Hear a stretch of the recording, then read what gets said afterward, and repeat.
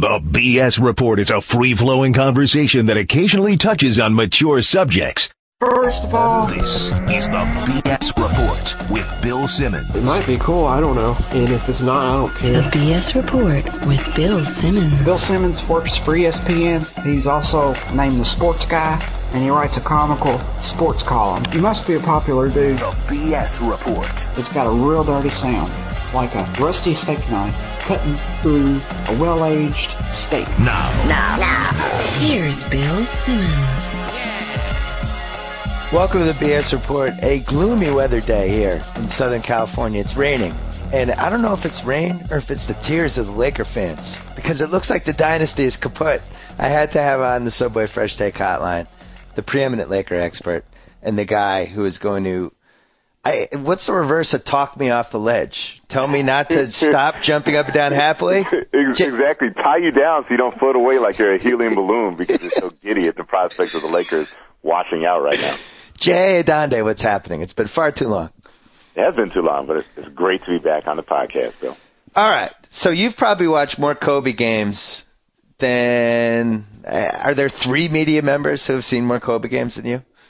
Wow, in person? I mean, Mark Heisler's been at a lot. You know, he's been out here in L.A., the L.A. Times NBA writer. So he's probably seen more in person, but not a whole lot who don't work for the team, I think, have seen more Kobe games than I have. Yeah, so maybe you and Phil Jackson are probably tied for the top, I would guess.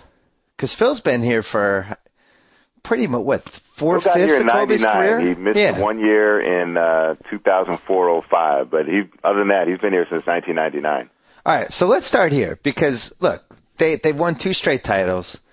It was totally predictable that they were going to, have trouble getting motivated for some of these games. We've seen it happen a million times. We saw it happen with the 98 Bulls. We saw it happen with the 89 Lakers. Like, this happens when you're trying to win the 3rd straight. The thing I would be concerned about is Kobe's lift. It just seems like the miles are starting to add up. Or am I just hoping this? You're not too far off. I mean, it's mathematically logical to go ahead and think that. All the games that he's played, and it's interesting. The question is, can he single-handedly pull the Lakers out of a funk? And so far, he's been unable to do it. You noticed earlier this year, if you're watching him, instead of going over people, he was going around.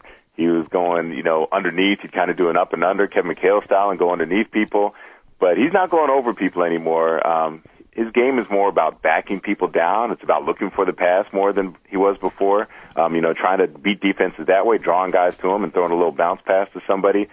So that's one of the key things is that this team depends on Kobe Bryant to be great when he has to.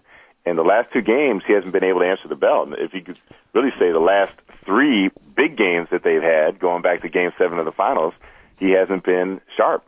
I think it's much harder for him to score now because of, again, the mileage. And, he doesn't get to the rim like he used to. He doesn't beat guys off the dribble like he used to. And how he's been getting his points is an on-steroids version of how he was getting the last 2 years. He's so smart.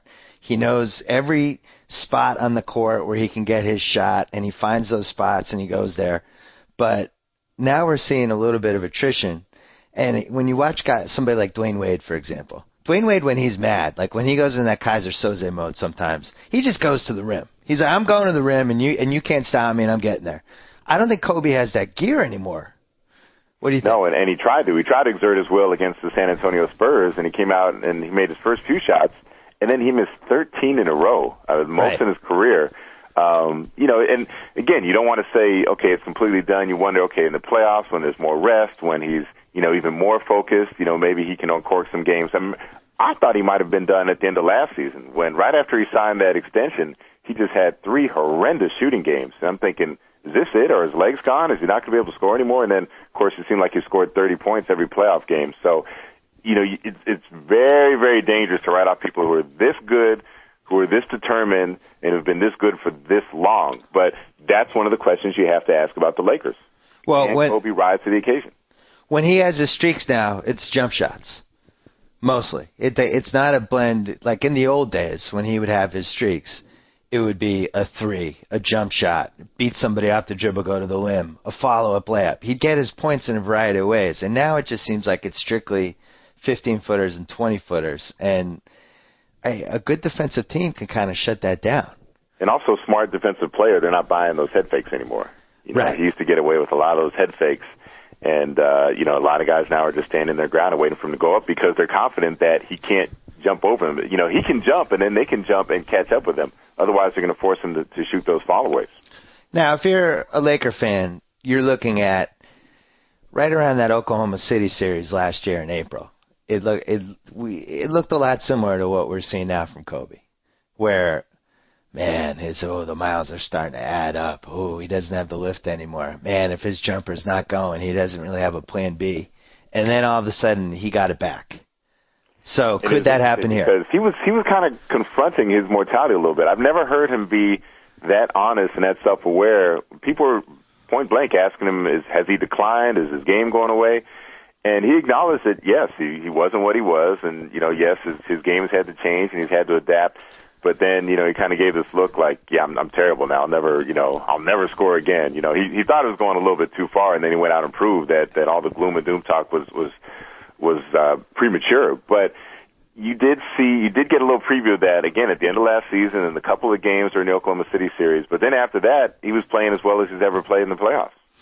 And what he's doing, in fairness to him, what he's done is incredible because, man, I think we're at 1,300 games for him now when you combine the regular season and the playoffs. He's never really had a major injury. He's never missed like Jordan had the broken foot in year 2, and it was a 17-game season for him. Kobe's never had a year like that. It's been year after year of 80 games, 82 games, 74 finals games. Every year.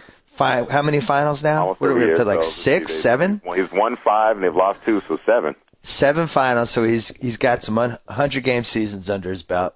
Olympic. And remember, this three-peat run, it cost more in terms of toll on the body than the Bulls three-peats because you didn't have best of 7 first rounds. Right. So, going to 6 games against Oklahoma, and you talk to athletic trainers in the league, they'll say every playoff game is the equivalent of 2 or 3 regular season games because the intensity is that higher. And I would argue the finals, those 7 games were almost like football games. Those are probably worth 20 games total. The amount of toll on everybody's body, and I think the Celtics also, you see Pierce and Allen and Garnett. I think it took those guys a lot of time to recover just from that finals. But then why did they look so good at the start of this year? And you mentioned the Celtics. Last year at this time, would you have thought there was any way the Celtics would be playing a Game 7 of the NBA Finals? I mean, I think that's kind of the hope for Laker fans is that, okay, the Celtics didn't look so great last year. They put it together, and they were considered an old team then, probably older than the Lakers. So can the Lakers then put it together like the Celtics did last year? Do you see that? Well, there's a couple things going on. I think with Kobe, I just think he's conditioned not to take time off. And after the finals last year, he just should have gone on a beach for 6 weeks and not touched a basketball. Well, but I don't think he's wired that way. He went down to South Africa. He checked out some World Cup soccer. I think he relaxed more than he usually does. Really? Yeah. How many weeks do you think? 3, 4? Yeah, because I think KG did it. KG, both of those guys, and this is all a separate subject, but, we've seen how much trouble Jordan had adjusting to life after basketball. What the hell is going to happen to Garnett and Kobe? Well, it was interesting. Do you see Kobe's interview with Mike Wilbon when Mike said, what are your concerns? And Kobe asked, his main worry after he's done playing is, what am I going to do? How is he going to take that energy and that focus and drive, and what else can he apply it to? And that's the thing with all these great athletes. You will never again be the best in the world or among the best in the world at what you do. No matter what field they go into, they're never going to be the best again. And Kobe's not going to have a chance to dominate people like he did, and just take it out there. But more than that, and Kobe didn't address this, is what is he going to do in his last couple years on the court when he can't do whatever he wants, when he can't automatically get the calls? Maybe the referees aren't going to give him those calls anymore. He's not just going to be able to say, okay, you annoyed me, I'm going to take it out and score 10 straight points on you. How is he going to respond to that when he just can't dominate the way he's accustomed to for 10-plus years? And he doesn't have the same power and personality that Jordan did, because in those 2 Wizards years, Jordan survived a lot on the power of who he was and the aura with him. And that bought him a lot of respect from the officials, and even the other players were kind of terrified. They didn't want to wake him up because they didn't know how much he had left, and as it turned out, his knees were gone. I think with Kobe, I don't sense that same kind of fear. Like even you saw last night with George Hill. George Hill just standing right up to him. It's George Hill. I don't see George Hill standing up to Jordan like that, for instance. Because what had Kobe done in that game to make George Hill afraid? You know, I mean, on reputation, yeah, you say, okay, George Hill, better not mess with Kobe. Kobe's going to drop 40 on him. Right. But if you're George Hill last night, you say, man, Kobe hasn't done anything. I'm going to look right at him. I'm going to make eye contact with him. We look at like KG though and Kobe, and neither guy seems to have a ton of hobbies. Seems like they're basketball machines that came into the league right out of high school. It's all they know. It's all they've known. They love the competitiveness of it. All they want to do is play basketball and be part of a team and whatever. And I think it's just going to be absolutely fascinating to see what happens. Well, it's like the equivalent. They're being forced to negotiate. They've never had to negotiate because they always held the upper hand. And just by sheer force of their ability and their unmatchable talent, people had to do what they wanted. Whether it was the Laker organization, whether it was the league, people just kind of had to acquiesce to what Kobe Bryant wanted. And it's going to be interesting to see when he no longer gets his way automatically just because he's that good, because he's that irreplaceable. What happens when they get to the point where, we can bring in another guy that can do what you do? And we haven't been able to say that before, but at some point in the not-too-distant future, we'll be able to find other people that can do what Kobe Bryant's capable of doing. And like 3 years from now, he's on the hook for $30 million. I think that's his cap figure. The other thing, you look at how much trouble Favre had walking away, and just, there's a certain level of ego, obviously, and there's a certain level of competitiveness, and then a certain level of, well, what do I do if I'm not doing this and all that? Won't we see that with Kobe and also I think Garnett too? Like I feel like Duncan will walk away. He already has. I mean, Duncan basically has handed over the San Antonio Spurs to Ginobili and Parker and Gary Neal and whoever else wants it. I mean, he was a complete non-factor. Think about that. They crushed the Lakers, and Tim Duncan really had nothing to do with it. What do you have? 2 points, 4 rebounds, something like that? What's that? Didn't he have 2 points, 4 rebounds? Yeah. I mean, just complete non-factor.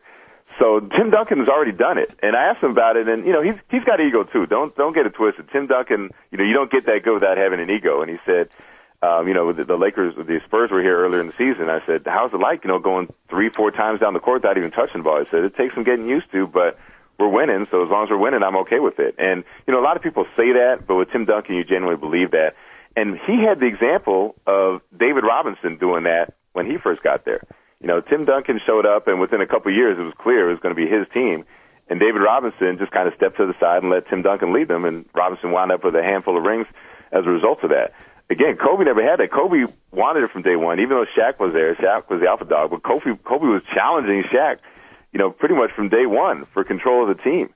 So he's never had, and Shaq didn't give it up easily. So Kobe's never had that example of moving to the side. The Lakers had it. Kareem Abdul-Jabbar had to do it for Magic Johnson at one stage in his career. And it's interesting, I think this year even, it's time, and early on in the season, Pau Gasol was the MVP of the team. Yeah. And so maybe it's time to be more Pau Gasol-oriented. And that was Pau's kind of, passive-aggressive. He'll raise points, but he doesn't really, really complain about it. But the Lakers are better off. I think I was going through this morning. I think the stats something like they're 7-1 when Pau has 10 or more field goals. When he scores 10 or more field goals, they're 7-1. So, he was responsible for the Lakers looking good at the start of the season. They got off to an 8-0 start, and Kobe was kind of sitting back. Pau was leading the team in scoring. And then Kobe's kind of gradually taken over, but the team hasn't been better for it. The Robinson point's a great point, and I'm glad you made it because I was going to make it too. When you see somebody else do it, like Duncan saw with Robinson, and Robinson, that 03 team, he was on his last legs. He was in much worse shape, I think, that season, physically and just as a player than Duncan is right now. But he saw Robinson take a back seat, and that he was still able to enjoy the winning part of it and just being part of a great team and all that. And when you see somebody else do that, it makes it easier for you to do it. I do think that's one of the reasons when you look at like the R-back Celtics in the 50s and 60s, that team had a lot of like young guys rising up, old guys passing the torch, and that becomes the mentality.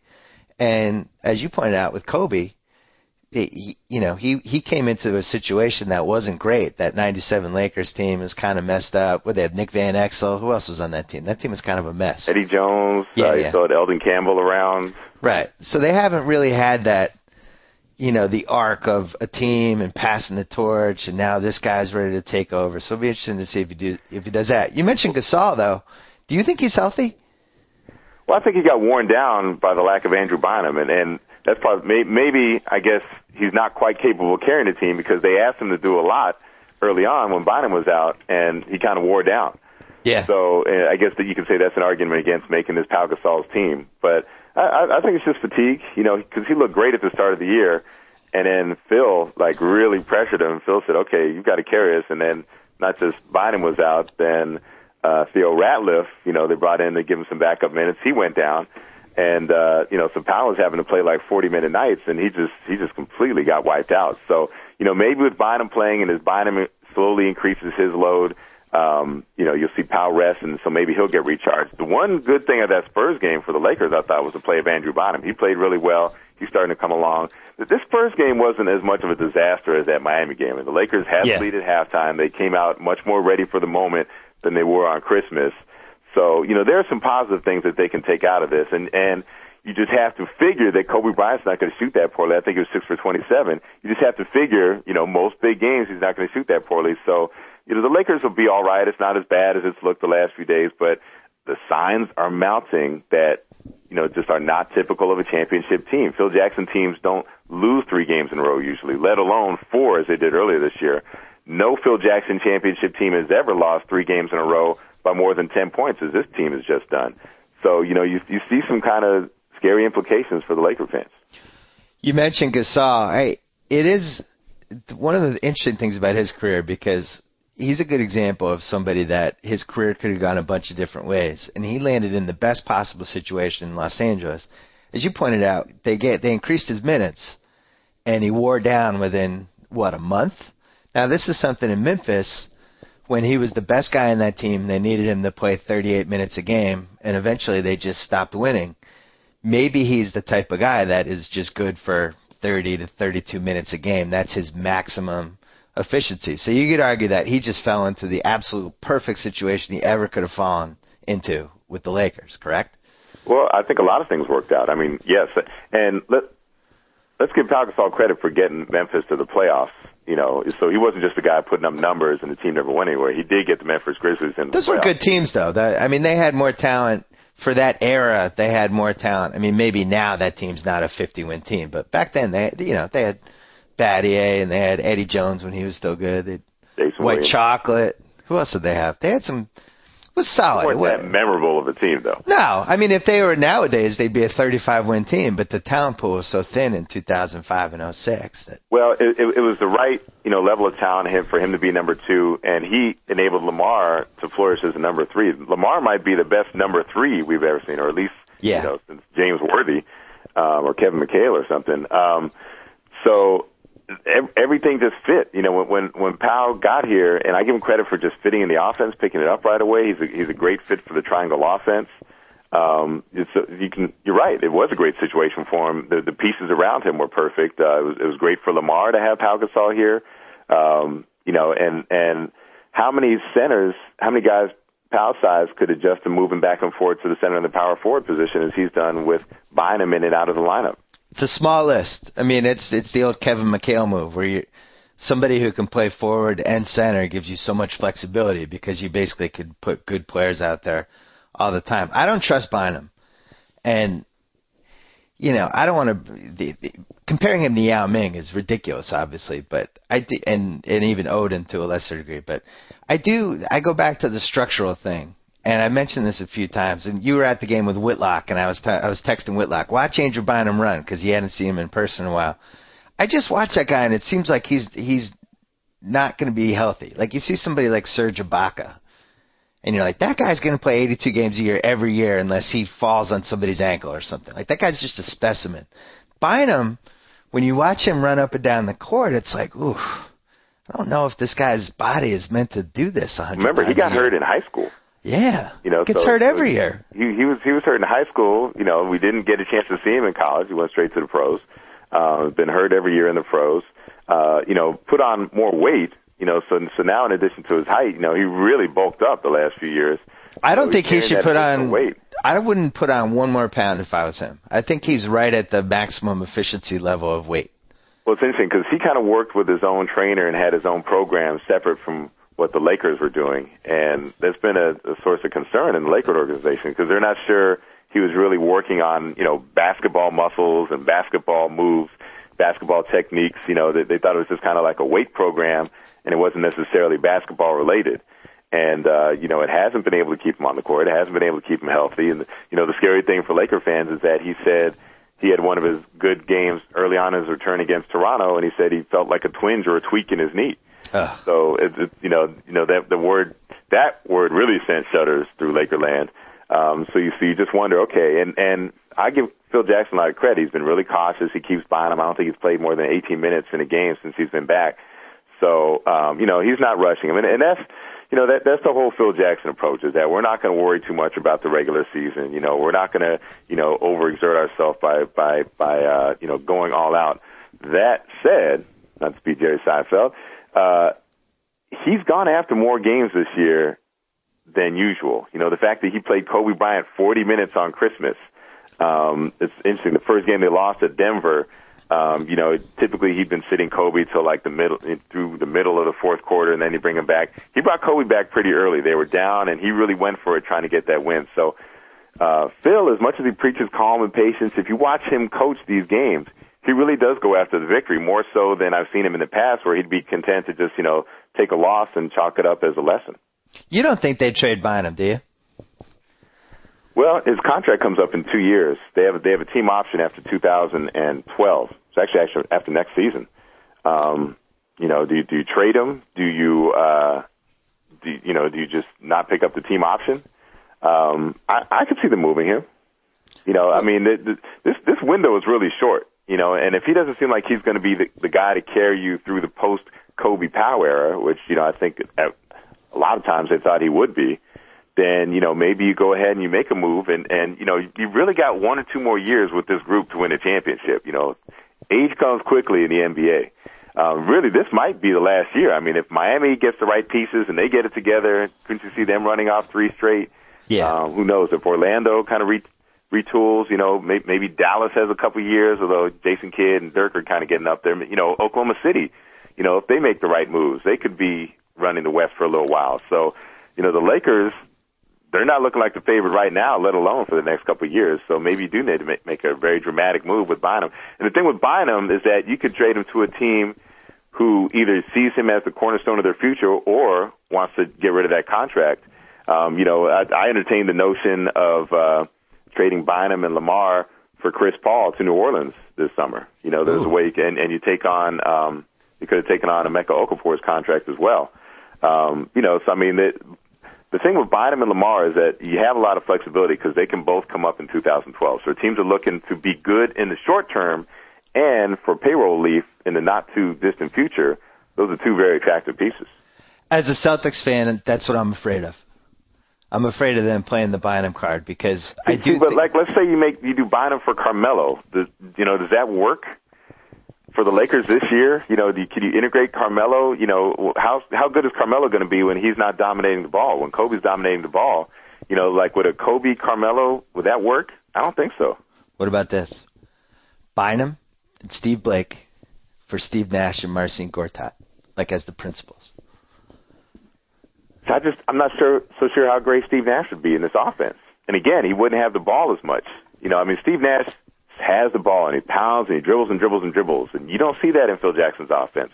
And Kobe's not going to have that. Steve Nash dribble, and then you're diminishing Kobe because Kobe's not a great catch and shoot guy. Fair enough. I haven't looked at all the Bynum scenarios. I just started getting excited about it. I think he makes like $12 million. You have the Steve Blake who makes $4 million. The thing is, when they gave away Vujicic for, which I guess was for tax relief, what was the reason for that trade? Yeah, they saved a little money this year. Yeah, but that was a guy they could have thrown. Jeff was sick of him. I know, but that was a guy they could have thrown into a bigger deal. If you're in a situation where, the more money you put into a deal, the more flexibility you have with the guys you get back. And he was like $5.5 million. It would have been just made it easier for them to, for instance, make a run at Carmelo. Luke Walton in now or something like that. Yeah, well, they had him and Luke Walton. And they had, Bynum makes 12. Steve Blake makes 4. Like, they could have added up a pretty good Carmelo trade. We differ. I think that Carmelo move is a scary one, in my opinion, because if they could dump Artest in that trade, which I think would be pretty hard, but even if they didn't, just if you had Carmelo and Kobe out there at the same time in the last 5 minutes, I don't know. How do you concentrate on stopping both of those guys? See, it's interesting because part of the problem, again, they wanted to keep this nucleus together. So you have, I think there's another year for Fisher too. So, if these guys are expiring, if Arteta is expiring, you can move them. If Lamar is expiring, although Lamar's been playing really well for the Lakers, I wouldn't trade Lamar. Bynum was expiring this year. Those guys get a lot more appealing for teams looking for cap relief this year. But I don't think the Lakers could have anticipated having to play catch up, and they're in this position right now where they're trailing Dallas Mavericks, they're trailing the San Antonio Spurs, the Orlando Magic made a big move. Obviously the Heat made dramatic moves. So, I don't think they saw themselves as having to make a dramatic move right now. They figure, okay, we can lock this core in and make 2 or 3 runs at it and then make some moves after that. But, it could be time to do something right now and they're just not equipped. The timing isn't right. I thought that Miami game was pretty fascinating because I thought it was boring. Well, no, it wasn't a good game, but here's the part that fascinated me. Man, did they made the Lakers seem old and they made the Lakers seem slow. And they did, much like Oklahoma City last year, except these guys, not only were they seem younger and fresher, these guys are obviously all experienced too. It illuminated the fact that it's really hard for the Lakers to get easy points. And that's the thing that, I'm still not sold on Miami being a real, true title contender this year. I think in a playoff series, when everything slows down, they're going to be in a lot of trouble. But the thing that's scary about them is how easily they can rip off those 8-0 runs. And that's something that the Lakers just aren't doing anymore because they don't really have a fast break. They don't run. They're conditioned. Well, they also don't have an identity. And that's what amazed me is that how, this Miami team could have formed, its notion of how to play and its concept, and it's all come together. And like they're good right now. They're like, okay, we got our offense set. I was talking to Eric Spoelstra because I read a quote earlier in the year where he said, well, we're going to sit around and see what these guys are doing, and then maybe we'll install an offense designed around them in January. And I asked him if that still stood. He said, no. Well, we've been running the last couple of weeks. That's what we're going to go with. And so they found that, okay, we're going to play defense, and then we're going to get out. We're going to create a lot of transition points from our defense, and then we're going to let LeBron run things at the end of the first quarter, and then we're always going to make sure that Wade and Bosh are together because they seem to play well together. So they have their idea of what they're going to do, whereas the Lakers don't. The Lakers are not a defensive-oriented team. And the Laker offense, again, is it going to be Powell or is it going to be Kobe? And right now it's kind of Kobe by default, whereas they were more effective when they were making it Powell earlier in the year. Miami knows who they are now. They know that. And it's amazing that, by Christmas it came together. I was saying, okay, maybe by January, maybe, they know what they are and who they are. But you know why it came together? Because it's simple. It's basically the 2008 Team USA plan. It's like we have 2 of the most superior athletes in the league, and if we push the pace and we make it so that these guys aren't thinking as much when they're playing, we have a huge advantage, and we're going to be able to rip off these runs, and those runs are going to add up. Here's the one problem with that. They're like, all right, we got to get out in transition more, and all the analysts are saying they got to fast break more. They got team, they got youth, they got speed, they got athleticism. What do we hear over and over again? Stops in the playoff time, you can't win that way. Nope. And so that's why I'm not sure that they should, base their whole regular season on being a transition team because that's not going to win you games in the playoffs. You really think you're going to get 20 transition points against the Celtics in a playoff series game? No. Against any team that gets back, they're going to be in trouble. I think the one thing about them that's been fascinating is the fact that they're pulling off like 2-on-2 and 2-on-3 fast breaks. Like anybody can run a 3-on-1 or a 2-on-1 or whatever. They get these fast breaks that you just don't see in basketball that often, where it's like LeBron has the ball at half court, there's 2 guys back, and he can still get to the rim and get a layup. But then Wade on the next play can do the exact same thing. And that's when that's the thing. I'll be interested to see how that translates to the playoffs because, as you said, things slow down. Every possession matters. It's more of a grinded-out half-court thing. And from what I've seen of the Heat, because they don't have a low-post player at all and LeBron refuses to go down there, once it slows down, they're shooting jump shots. And you can always stop a team LeBron could go in the post. I mean, because he's still unstoppable so many other ways. Let me ask you, what did you think of his Christmas game? I thought he was great. I was a little disappointed in this way. He didn't come out just hell-bent on destroying the Lakers the way he did with Cleveland. And I remember thinking going into the season, the way he plays versus Cleveland, the way he plays versus L.A. is going to be very telling. And Cleveland, he came in to exact vengeance on Dan Gilbert and anyone who burned his jersey or any of those people, he just destroyed all of them.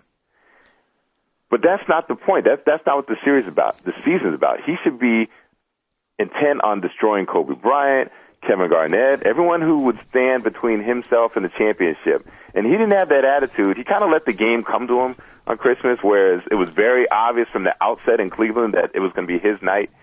And I wanted to see him come into Kobe's house and say, this is my time now. I formed a super team. I've changed the way the league is. And he didn't seem to make it personal, except for that little stretch where him and Kobe were jawing at each other. But he didn't come out intent on destroying Kobe Bryant, whereas a Kobe or a Michael would have that attitude. I'm going to defend LeBron James, which is a sentence that people rarely say. I think he's a feed off the crowd guy, which, his cousin is Baron Davis. Not his real cousin, but his cousin in the sense that the better the crowd and the better the atmosphere, the more he rises to the occasion. He loves when there's energy in the building. And it seemed like that Christmas Day game was dead. Well, because the Lakers played so bad. I mean, it was as good as it's been. Right at the start, there was a lot of energy in the building. All the celebrities were there early. And then the Lakers just had this dud first quarter, and the crowd kind of never got back into it. All right. Well, I just think, when you look at that Cleveland game, one of the reasons I think he went into that mode was the energy that was just there. And he does have a habit. I went to a game. It's funny. It seems like a million years ago now. Game 3 of the Celtics-Cavs series, before the wheels came off the Cavs, when there was a ton of energy in the building. That was, I think, the greatest game I've ever seen him play. Remember that? He had 28 in the first half. He finished with a 37, 12, 13. But the one thing about him is he doesn't seem like he gets rattled by crowds. It seems like he actually likes the crowd. And he likes the moment. There was a great moment. They played the Lakers, I think it was last season. And, it's a critical possession, and they're getting ready to inbound the ball, and it's like a 2-point game. And there's an Eminem song playing, on the arena loudspeakers, and you can see LeBron's mouthing the words to the song. Right. So here it is, crunch time, and he's singing an Eminem song. I do like that attitude. He doesn't appear to get rattled too often. Unlike my dog right now, you can hear in the background going crazy because he's been cooped up inside the rain.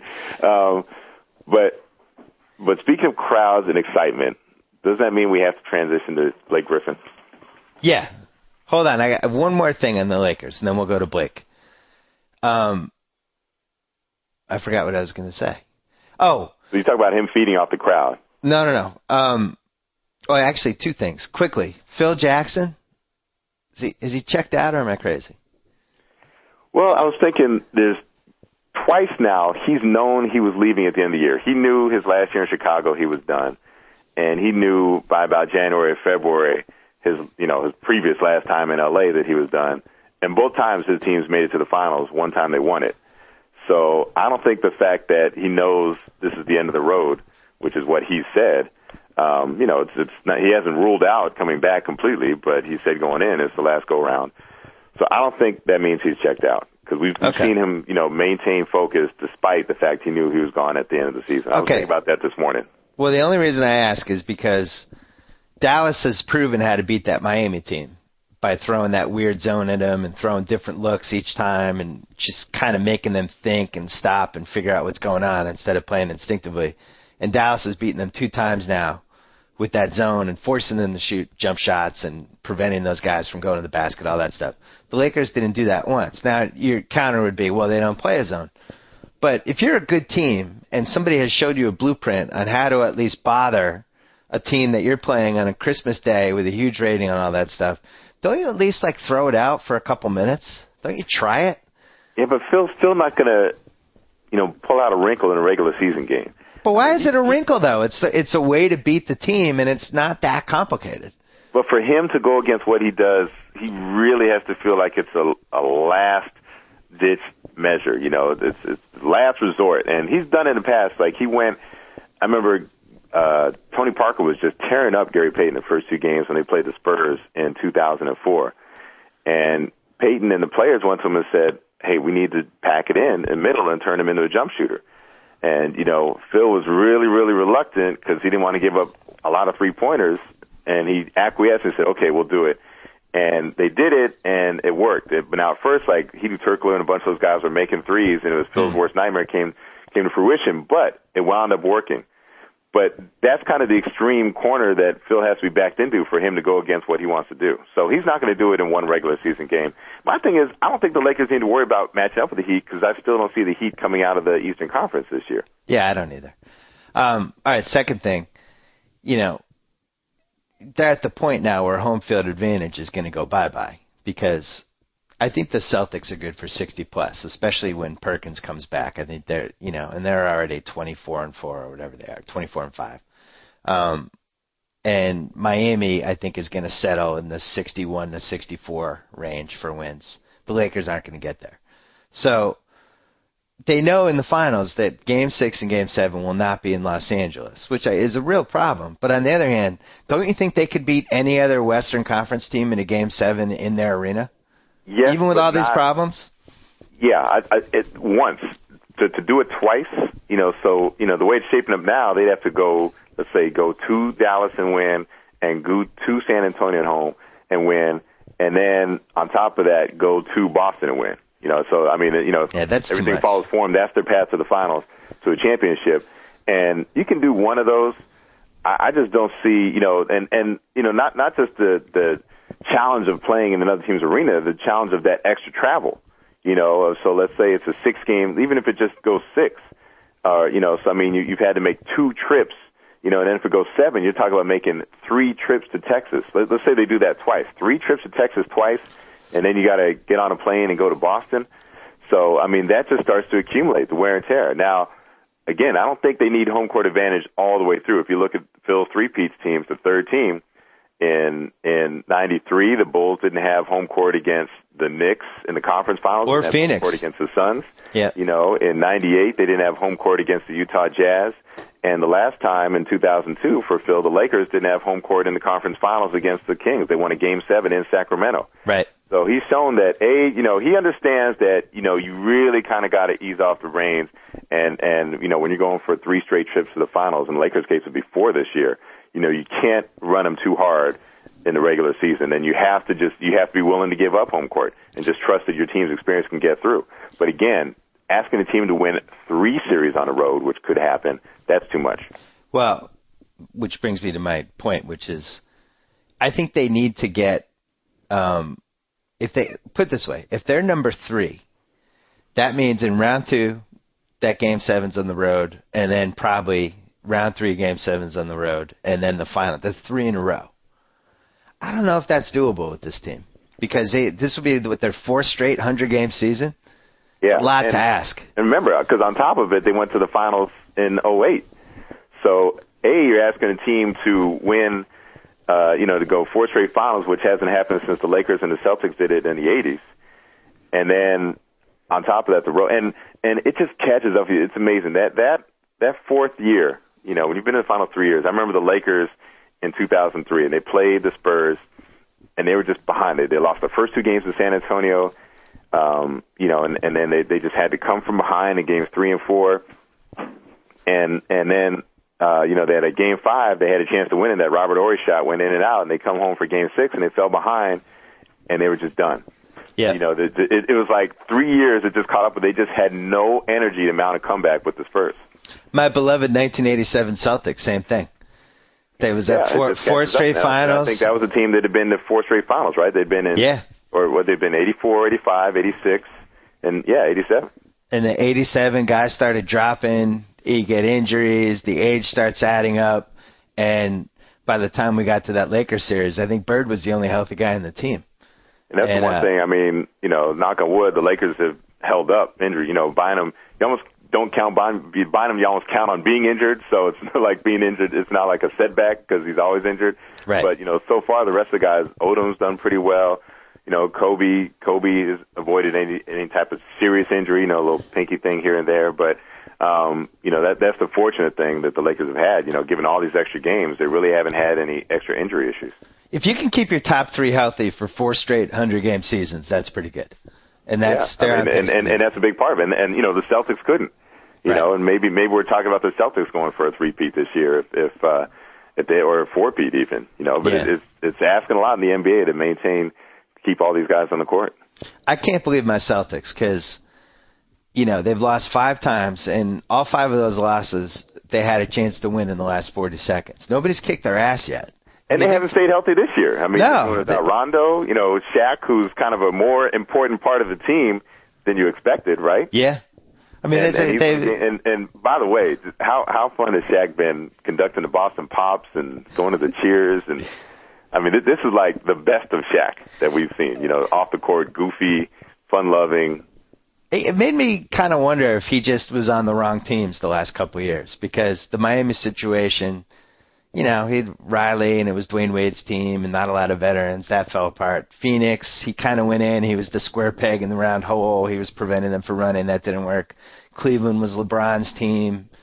He never totally fit in there. This team he fits in, and I didn't realize how close he was with Garnett.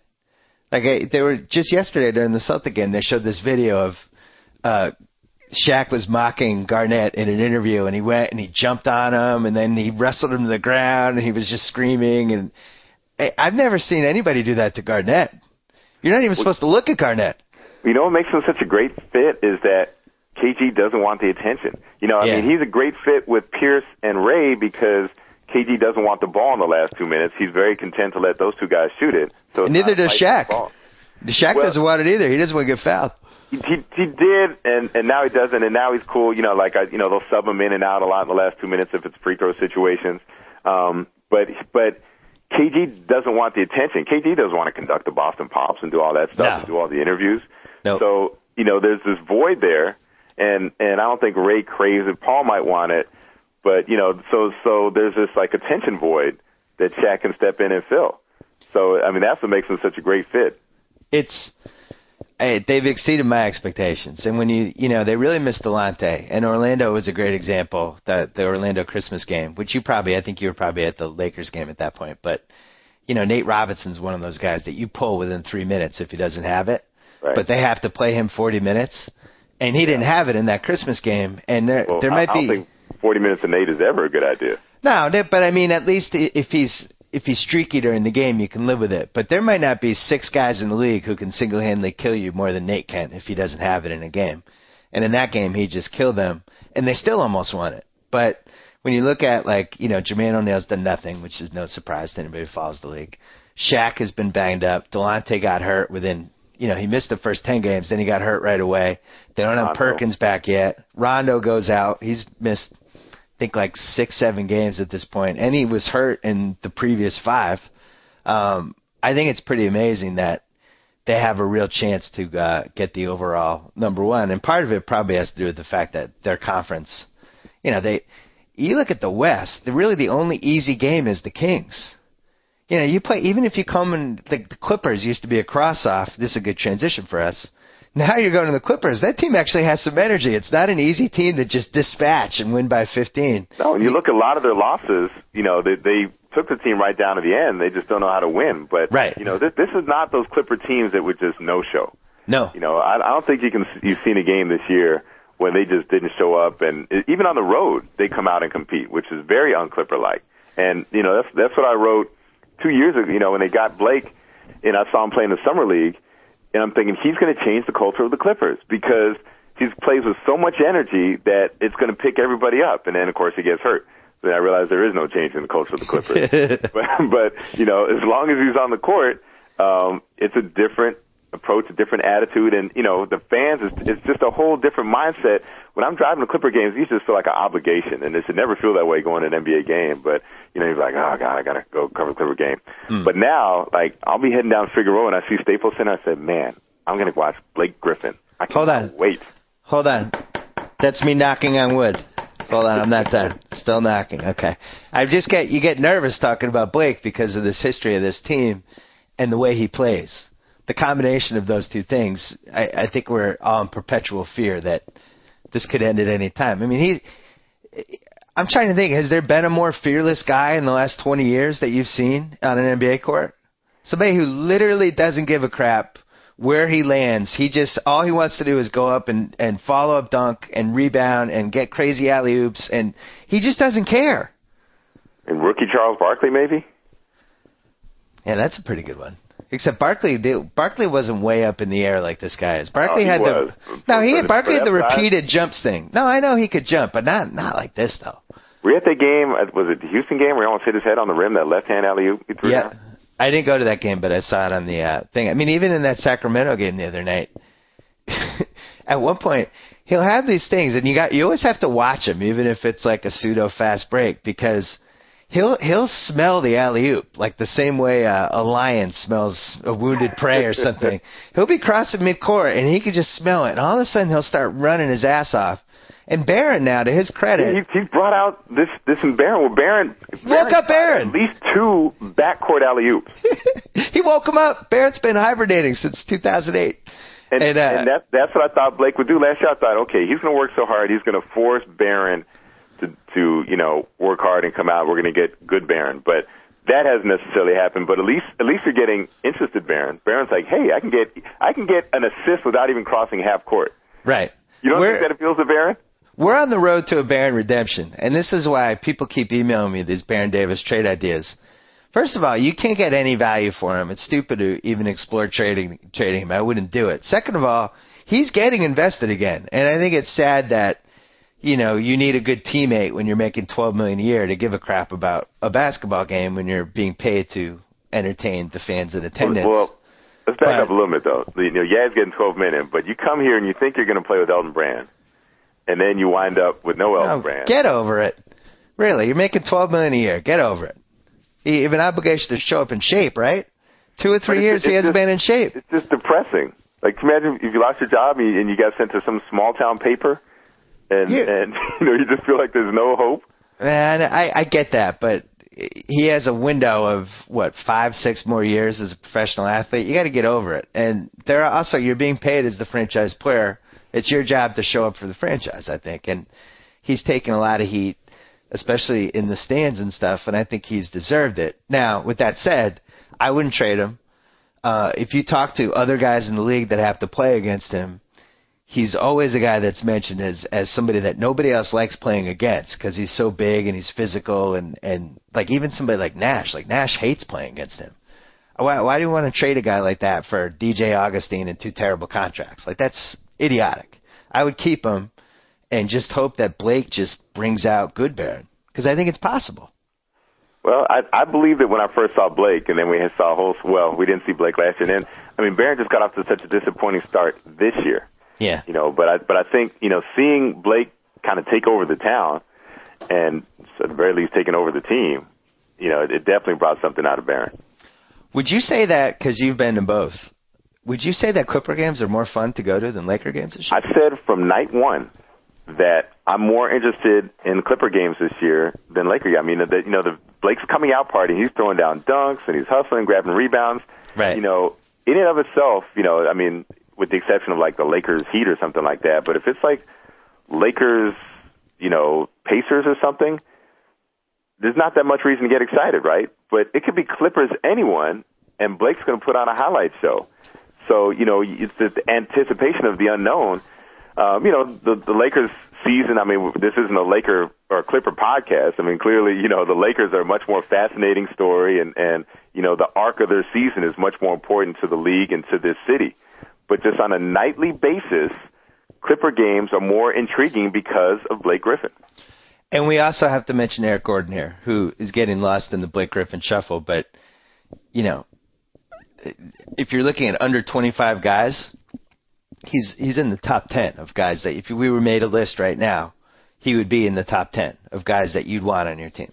Yeah, that our Team USA was basically a under 25 team, right? Right. And he was a part of that and an essential part of that team. And the beautiful thing, there's two great things that I love about him, other than the fact that a little bit like Barron, actually, he's so physically just rock solid that when he goes into the lane, he's bouncing off these 6'10" guys. I don't think there's 5 guys in the league who go to the rim and bounce off guys like he does. But he always plays hard, always, and he actually enjoys going against the Wade Kobe types. Like when he plays Kobe, it's on. No, there aren't 3 guys in the league who go at Kobe like Eric Gordon does. And I know people at home are listening like, he's not going to talk at him. No. But he's just going to okay, I'm going to prove myself. I can score on anybody. He really thinks that he's as good as these guys. And, he might be 80% right. But, I think when you have the attitude that I belong on the level with these guys, I think Russell Westbrook has that. I think Derrick Rose has that, obviously. But that's step one to being a perennial all-star, is to really believe that you belong. Quick transition to Derrick Rose. Is he the point guard alpha dog right now? I think so. It's amazing what he does. It's like Gretzky used to make people look bad on skates, and he does the same thing. He put a move on Amari where he just faked into the lane and Amari bought it. It's because he did it without even crossing over. And then next thing you know, he's at the hoop. Derrick Rose, you look for these steps, and he made it in a short period of time. When they played the Lakers, he had an incredible game through the first 3 quarters. And then fourth quarter crunch time, and he didn't do a thing. The game was there to be won, and he couldn't make the shots. He could not make the plays. And I said, see, that's why he can't be the guy yet. But he's getting there, though. The next time they played the Lakers, he was the guy. And he did make the fourth quarter shots. So in addition to everything else he did throughout the course of the game, he had some big shots in the fourth quarter. They beat the Lakers. And I said, yep, I'm sold. Legit MVP candidate. Believe the hype. What I like about him is that he looked at his game and tried to figure out what he needed to get better at. And then he actually did it. And for him, he had to start making threes because it was turning into a situation where teams were just playing 6 feet off him. Yeah, and I was knocking him at the beginning, coming into the season, because I said, well, he can't be the guy because he doesn't hit that shot enough. Right. And now he does, and I don't know what more you could ask Derrick Rose to do. He's incredible. It's amazing that LeBron, everyone knows that he's going to the basket, but he just physically overpowers him. Derrick Rose, his game is get to the hoop, and there's 2 or 3 guys back there trying to keep him from getting to the hoop, and he still gets to the basket at will. Yep. And that's, I think, we have the same irritation at LeBron, that he just never spent that one summer on the low block and I'm going to study with Hakeem for 5 days and I'm going to try to learn something for Patrick. He's just never done it. He's not interested in going down there, and his game is what it is, and he might have some holes in it, but he's fine with it. And that what I liked about Derrick Rose is that he wasn't fine with where his game was, and he worked to get better. It's going to be interesting if those 2 teams meet in the playoffs, when you think like LeBron and Wade could have ended up there. You know what I mean? Yeah. And potentially, I don't know if that's a great matchup for Miami, because Chicago is so smart defensively with Thibodeau, especially when Noah comes back. And the Derrick Rose thing is just a real issue for them. I don't know. Yeah, you can just see him destroying Carlos Arroyo and company, and Noah grabbing rebounds. My thing with LeBron is I think he's really trying to woo Kevin Love, because, I don't think it was accidental that he mentioned Kevin Love in that whole traction talk. Interesting. And then remember how when Kevin Love had a 30-30 game, LeBron was tweeting like, man, shout out to Kevin Love. Have you seen him do that for anybody else this year? Oh, I like you. So you're throwing out a tampering charge. Well, just that's psychological tampering. Getting a head start. I think Kevin Love has 2 more years till he can be a free agent. But I think the notion of having him down there to do all the rebounding, and then that alleviates this one less thing LeBron has to do, because LeBron also stopped rebounding this year, or at least not to the extent that he has in the past. So, I think he just wants to play point guard and, shoot 3-pointers. I noticed the rebounding too, because he had I think he had a triple-double or close to it last night, and then in the Lakers game. So I went and I was like, I wonder if he's on a triple-double tear. The rebound, he had some 3 rebound games. How does he get 3 rebounds in a game? It should be impossible. Yeah. I mean, we thought going into the season he had Oscar Robertson triple-double for the season potential, but he just doesn't rebound on that level. With that said, I think he's a top 3 MVP candidate. He's never mentioned anything. LeBron's the one guy who's never mentioned anytime you ever listen to the radio and that anybody's having an MVP argument. LeBron's name never gets thrown in there, and it's like, well, name anybody who does more for their team than he does for that team. Yeah, and how many teams are doing better? And it's funny because Boston, maybe early Rondo was a candidate, but Boston could wind up with the best record in the league without a strong MVP candidate. The Spurs could wind up with the best record in the league. And, is Ginobili in your top 3 for MVP candidates? No. Maybe Nowitzki with Dallas. For me, it's Dirk. Dirk's number 1 for me. I've got LeBron over Dirk. LeBron, he was my preseason pick, and then I'd say LeBron and Derrick Rose. Here's the case for Dirk. The drop-off from him to the second-best player in that team is dramatic.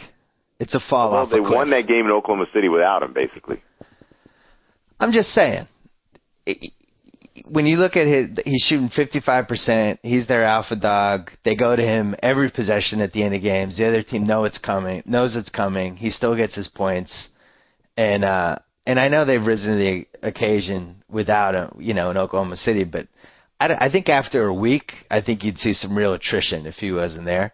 So I would have him 1. I'd probably have LeBron 2 and Derrick Rose 3, and I think I'd have Garnett 4th because I'm a homer. So I'd have LeBron and Derrick Rose. I guess you got to have Dirk up there as well as they're doing. How about Amari? He's got to be top 5, right? Yeah, I'd have Amari 5th. See, the thing with Dallas is I think their point differential is I think they're only scoring 6 more points than they're giving up.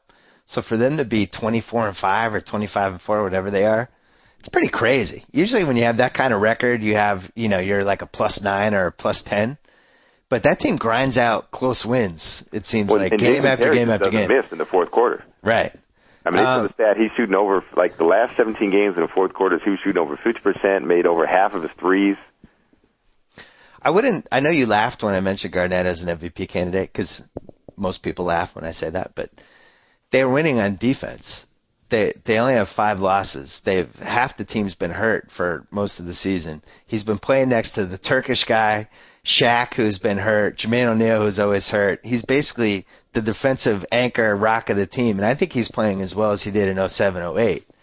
That he's averaging, I think, 15 points, 11 rebounds, something like that. But I think he's by far the most indispensable guy in the Celtics team. They could, as we learned with Rondo, they can survive an injury to Rondo, Pierce, or Ray Allen, but if Garnett was out of there, it's a different animal.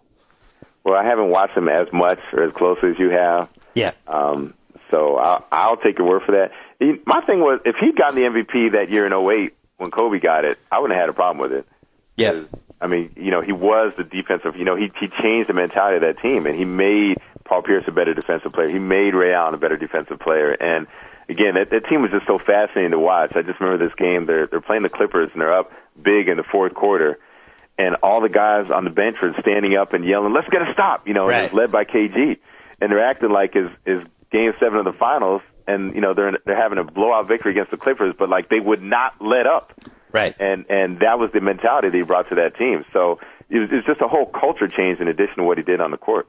I picked him for MVP that year, and I learned because I took some heat for it with the readers and stuff. And I actually added this corollary to my MVP formula that I use every year is that if you have to be careful when you're watching a team day in and day out. You tend to overrate the guys you're seeing a little bit. Like, yeah you know what I mean? Like covering the Bulls in 03-04, and I saw Scottie Pippen and what he did for that team. And I had an MVP vote that year, and I voted for Scottie. Right. And it wasn't just a homer pick. I mean, that team lost Michael Jordan and won 55 games, and obviously Scottie was at the heart of it. Now, I think Akeem won it that year. Certainly, and he proved to be worthy of it. But you're right. Sometimes it distorts it when you watch somebody game in and game out. Yeah, because I think in retrospect, probably Chris Paul would have been the best. We can all agree Kobe should have won. Now, I think Kobe should have won in 06. Because maybe, like I always say, Training Day was Denzel's Oscar for Malcolm X because he was better in Malcolm X than Trey. I mean, maybe 08 was Kobe's MVP for 06. He was incredible in 06. And he was in FU mode that entire season, and his team sucked. And he might have set basketball back 10 years with shooting 30 times a game and all that stuff. But winning 45 games with that batch of crap that he had that year was amazing. That was one of the 5 most amazing things that happened last decade, I thought. Well, and then the stuff he was doing, that was the 81-point year, right? And the 62 points, outscoring Dallas 62-61 through 3 quarters. Right. I mean, it was like a sidebar to the season, because it had nothing to do with the championship. You knew the Lakers weren't going to go anywhere in the playoffs. Yeah. But it was just, you just had to watch this guy and text. And I mean, can you imagine if we had Twitter back then? Oh, well. Every day. Oh my God, Kobe. 2 follow-up points to that. One, if you watched that 81-point game, you'll understand why we spent 20 minutes talking about how far, how much Kobe has left in the tank at this point, because it's just not the same. It's not the same guy anymore. You'd know that if you watched the 81-point game, and it makes sense because he's at 1,300 games or whatever. But the other thing, we came within that stupid Tim Thomas rebound in, I think, game 6. Tim Thomas, who never gets rebounds and doesn't care, he prevented us from a Clippers-Lakers playoff series, which would have been glorious. That would have been one of the most fun things since I moved out here in 2002. And it was all because Tim Thomas got the stupid rebound and kicked it back out to somebody, and somebody made a 3. But we were there. We were like inches away. It was going to happen. And now we're not going to get – think how fun it would have been this year. Like, if both have underachieved. If the Lakers had the number 1 seed and the Clippers could have gotten the number 8 seed, we had Clippers-Lakers with Blake Griffin and Kobe. I got to tell you something. I'm not ruling the Clips out for number 8. If they had won, like they lost to, Minnesota. And they're only 6 back. Come on! You know what? I was looking at it the other day. I was trying to find a way, and I can't. I think they blew it. The second part of November, that's when they had a really easy schedule, and they lost to, the Nets at home, and, they just had bad losses. And if they could have those games back right now, because now they're starting to play some ball. So you give this team 3 wins right now, and I'd like their chances. But I just think, they just dug themselves too deep of a hole. It depends on what the threshold is going to be. Because if it's 42 to 44 wins, they don't have a chance. But if it dips down to 40, because you look at the teams that are in the 7, 8, 9 range, Houston's number 9 right now, they're 500. Bill, let me stop you right now before you start envisioning scenarios. If you look at their schedule in February, they have 2 home games in February. I know. So whatever you think, whenever they might start getting on a run, just forget it, because they're going to get crushed in February because they're on the road for the whole month. Oh my God, 5 straight years without a playoff game. I'm glad I keep renewing these Clipper tickets. Don't you feel like you're getting a return on your investment? Does it feel like all those losses are worth it because you have a seat to watch Blake Griffin? It's fantastic. That might be the most valuable seat in the NBA right now. It's certainly in the top 5. 12 rows from the court to watch Blake Griffin? I'm in the 4th row now. They kept moving me up. Moving up. Well, everybody kept leaving. I almost left, and then Jimmy Goldstein next. My friend Rob Strickwerda, who's the sales guy, and I was going to leave. I was like, "That's it." And he's like, "Listen, I'm not Strick the sales guy. I'm Strick your friend, and I'm just telling you, I've seen Blake playing pickup and stuff, and you do not want to give up your tickets this year. This is not the sales guy talking. This is your friend. Keep the tickets for 1 more year. Just make sure." And we kept them. But he was right. Give him a nice Christmas gift. I should give him a nice big bottle of liquor because he likes to drink. I give him Johnny Walker Blue or something, because he was right. And this Blake thing has been it's really been great. And the amazing thing is watching the Clippers fans actually turn into a half decent basketball crowd. I think they always have been. Because there are people that you only go to a Clipper game because you like basketball. You're not there for any other reason but to watch basketball. But they're so beaten down.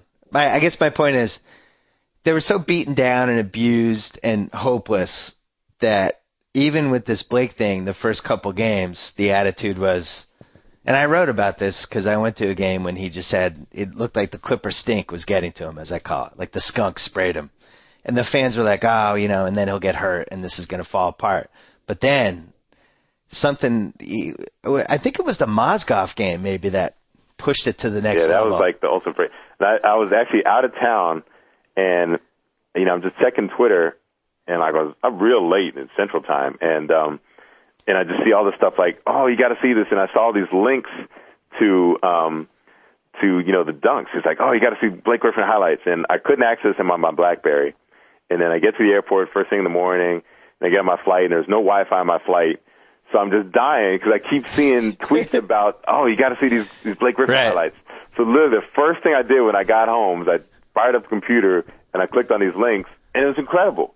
Yeah. But I was waiting 12 hours to see the highlights, you know. But that's what Blake Griffin is. He just takes over. Starting at about 9 o'clock Pacific time, Blake Griffin just takes over Twitter, doesn't he? No, he definitely does. And I haven't spent time with him yet. I'm sure you've talked to him. How do you feel about him from a personality standpoint? He's very low key. Yeah. Seems simple. Yeah, but there's more going on in that head than he lets out. Oh, no, I don't mean simple from an intelligence standpoint. I just mean like he doesn't seem like a guy who has anything to prove. He just goes out there, does his thing. Doesn't really care if he talks about it.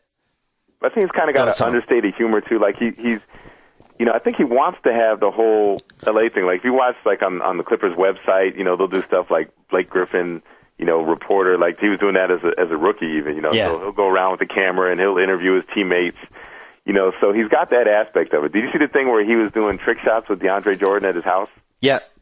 He's a great teammate, and you can see it. And that's one of the reasons I love going to the games versus watching them on TV, although I haven't been to enough games this year. But he's a great teammate. And the other guy, I'm so fascinated by DeAndre Jordan. The guy's been in the league 3 years, and he's one of those, when you watch the pregame warm-ups, and I always like the pregame warm-ups, seeing like who greets who and who knows who. DeAndre Jordan knows everybody in the league. How is it possible? He's like 22. Watch him before a game. He has got a handshake and a hug and a 5-minute conversation with 12 other guys. Some people are friendly like that. Like DeJuan Blair, somehow, and I don't think he got credit. You know, he had a really nice game. He's probably the player of the game for the Spurs against the Lakers. But I think his crowning achievement, he said something to Kobe that got Kobe to smile. And Kobe hasn't smiled in like 2 weeks. And, you know, he's been in like super surly mode. And Blair walked by him, and he said something to him, and Kobe had this smile on his face. And, like, Kobe couldn't even, whatever Blair said was so good that, like, even you could tell Kobe didn't want to laugh, but he had to. So there's certain guys like that. That'd be a good list. The good guy list. Like who makes everybody happy? Well, like Sam Cassell was like that when he was playing. He's the guy that comes to mind. Just everybody loves Sam Cassell. Yeah, and I think the one thing with this Clippers team, and this goes back to Griffin, is he really does seem like a great teammate, and there's a chemistry with the team now that I've only seen one other time since I moved here, with that one Elton Brand, Sam Cassell, Mobley team. Yeah. Where the guys actually seem like they care. Well, you probably weren't here were you here when you had the Quentin Richardson? Yeah, I hadn't gotten there yet. Darius Miles. I mean, that team had chemistry like crazy. Right. I was here for the year after that team when they had traded for Andre Miller. And who just did not fit at all. I mean, who hated them. Who hated everybody. This was the one time when I advocated for a trade and it came through, because he came through the year before. He was leading the league in assists. He was playing for the Cavs. I'm saying, the Clippers need to get Andre Miller. And lo and behold, they got Andre Miller. And I'm thinking, this is great. Yeah. You know, and they listened to what I said finally. And he just was a dud because he didn't fit in, because he didn't have that personality like the other guys. You know, he's just a quiet guy sitting in the corner of the locker room, and they're all laughing and joking, and he just didn't play in the reindeer games, and the whole thing just fell apart. I got to make ESPN Classic re-show the 6 episodes of the season that they did with the Clippers with the D. Miles, Quentin Richardson team. Yeah, one of my favorite ever. It's just classic. They had a whole episode about just Miles and Richardson like hanging out and like going to the gas station and stuff. Anyway, all right, we got to go. Out at that gas station, like a block from the Staples Center. Yeah, we have to go. J.A Adande. You got a flight to catch, right? I have a flight to catch. I appreciate you coming on short notice for the Lakers Panic Pod. So we're going to say at a scale of 1 to 10, the panic level is at about a 4.5 right now, 5.5? I was going to put it at 6. 6, all right. We're on a 6. So how do the terror alerts work? So we're in the middle color for the terror alert. Yeah, we're in orange. We're in orange Purple? For the Laker terror alert. All right, we'll talk to you soon. Enjoy the new year. Take care, Bill. All right, take care. That's it for the B.S. Report for 2010. I want to thank everybody for listening, for downloading, for spreading the word. It was our best year ever in terms of downloads, guests, everything. We actually had PR people approaching me, trying to get their people to come on the B.S. Report. Jacqueline. Yes. It's a proud day. I used to have to beg people to come on. Now people ask to come on. No, it's very, very exciting. It's been a very good year. It's been a good year. I think people are starting to figure out this podcast thing. Maybe, just maybe. No, it actually is only like one PR person asked. But still, it's a step up for the B.S Report. But it's so much fun to do, and I wanted to thank the cast of regulars: Joe House, Jacko, Mike Lombardi, Aaron Schatz, Chris Connolly, Chuck Klosterman, Dave Jacoby, the Czar, Kevin Wilds, everybody, and anybody, Cousin Sal, forgot of him. Everybody who I probably forgot because I'm doing this off the cuff. So anyway, enjoy the new year. We'll see you in 2011. The first podcast we're doing for 2011 I'm excited for, the Mega Playoff NFL Pod, which we do every year. Cousin Sal, Mike Lombardi, Aaron Schatz, Chad Millman. Monday, round 1. Be there. Happy New Year. So I get to sign off. Whoa! Thank you for downloading the BS Report with Bill Simmons. Too much fun. Check out more podcasts at the iTunes Music Store or at Podcenter at ESPNradio.com. Peace out.